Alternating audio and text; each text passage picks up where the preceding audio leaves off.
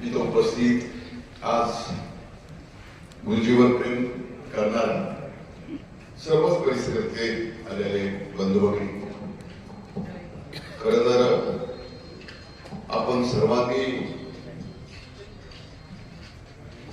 गुरुजींचे आभार मानायला पाहिजे की आज भागवत एकादशीचा मुहूर्त काढून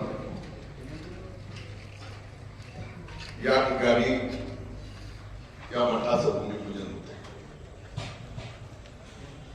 गुरुजी अशा ठिकाणी आपल्याला माहिती सहजासहजी बोलत नाही.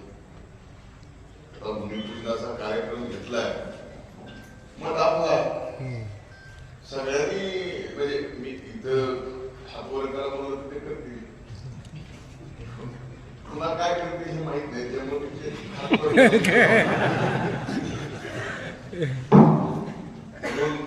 माझी आपल्या सर्वांना विनंती की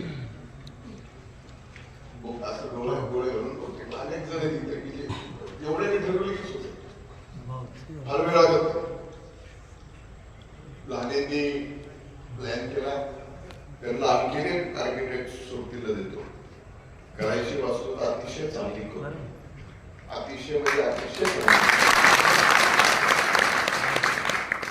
आणि हे शेवटी पिढ्याला पिढ्या आणि आपल्या सर्वांचा पांडुरंग काय ते कधी कोणाला कमी करू देत.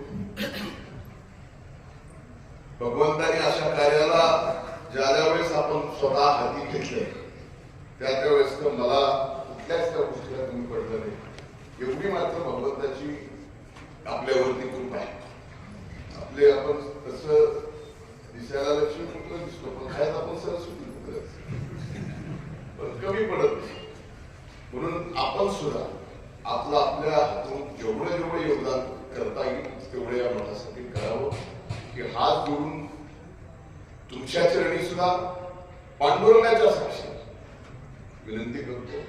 आणि हे मठ अतिशय भव्य करून हा शब्द मी गुरुजींना या ठिकाणी पंढरपुरात पांडुरंगाच्या साक्षीने तुम्ही सगळे आपल्या सर्वांच्या साक्षीने देतो.